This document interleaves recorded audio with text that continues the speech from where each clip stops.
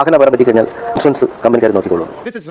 പലർക്കും ഒരു വിചാരമുണ്ട്, ഈ ഇൻഷുറൻസ് ഉണ്ടെങ്കിൽ വാഹന അപകടം പറ്റി കഴിഞ്ഞാൽ അത് ഇൻഷുറൻസ് കമ്പനിക്കാർ നോക്കിക്കൊള്ളും. നമുക്ക് വണ്ടിക്ക് വാലിഡ് ഇൻഷുറൻസ് ഉണ്ടെങ്കിൽ മാത്രം പോരാ. വണ്ടി ഓടിക്കുന്ന ആളിന് ഒരു വാലിഡ് ഡ്രൈവിംഗ് ലൈസൻസ് ഉണ്ടാവണം. അത് എക്സ്പയറി ഡേറ്റ് കഴിയാത്തതാവണം.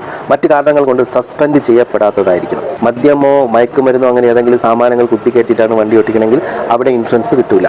വണ്ടി റോങ് സൈഡിൽ കൂടെ അമിത വേഗതയിൽ അപകടം ക്ഷണിച്ചു വരത്തക്ക വിധം യാതൊരു ഉത്തരവാദിത്വവും ഇല്ലാതെ ഉദാസീനമായിട്ട് വണ്ടി ഓടിച്ചു കഴിഞ്ഞ് അപകടം ഉണ്ടായാൽ പോലും ഇൻഷുറൻസ് കൈമലത്തും. അപ്പോൾ വക്കീലെണ്ണ ഇങ്ങനെയൊക്കെ വെച്ച് അപകടം നടന്ന് ഇൻഷുറൻസ് കൈമലത്തിയ പിന്നെ ഈ അപകടം പറ്റിയ ആൾക്ക് അല്ലെങ്കിൽ മരിച്ച ആൾക്ക് എങ്ങനെ നഷ്ടപരിഹാരം കിട്ടും? വാലിഡ് ഇൻഷുറൻസ് ഇല്ല എന്നുണ്ടെങ്കിൽ ഈ വണ്ടിയുടെ ഉടമസ്ഥൻ്റെയും ഈ വണ്ടി ഓടിച്ച ആളുടെയും കൂട്ടുത്തരവാദിത്തമാണ് ഈ പരിക്കേറ്റ ആൾക്ക് അല്ലെങ്കിൽ മരണപ്പെട്ട ആൾക്ക് നഷ്ടപരിഹാരം കൊടുക്കുക എന്നുള്ളത്. ഇവരുടെ സ്ഥാവര ജംഗമ വസ്തുക്കൾ, മനസ്സിലായില്ല, മൂവബിൾ ആൻഡ് ഇമൂവബിൾ പ്രോപ്പർട്ടീസിൽ നിന്ന് ഈടാക്കിയെടുക്കാനായിട്ട് സാധിക്കും.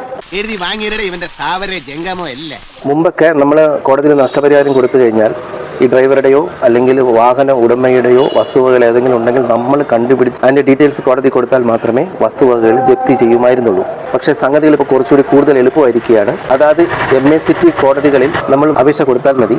കോടതി കളക്ടർക്ക് നോട്ടീസ് അയച്ച് കളക്ടർ ഈ പറഞ്ഞ വാഹന ഉടമയ്ക്കോ അല്ലെങ്കിൽ ഡ്രൈവർക്കോ വസ്തുവകൾ ഉണ്ടോ എന്ന് കണ്ടുപിടിച്ച് അതിൻ്റെ ഡീറ്റെയിൽസ് റവന്യൂ റിക്കവറി വഴി ജപ്തി നടത്തി കോടതിയിൽ അതിന്റെ റിപ്പോർട്ട് ഹാജരാക്കുന്നതാണ്. അപ്പോഴേ ഒരു സംശയം, സ്വന്തമായിട്ട് വസ്തുവകൾ ഉണ്ടെങ്കിലല്ലേ ജപ്തി ചെയ്യുള്ളൂ, ഇല്ലെങ്കിൽ എന്തിനെടുത്തിട്ട് ജപ്തി ചെയ്യും? ഒലക്കയുടെ മൂടെടുത്തിട്ട് ജപ്തി ചെയ്യോ? വസ്തുവകളൊന്നും ഇല്ലെങ്കിലേ പോയി ജയിലിൽ കിടക്കാം.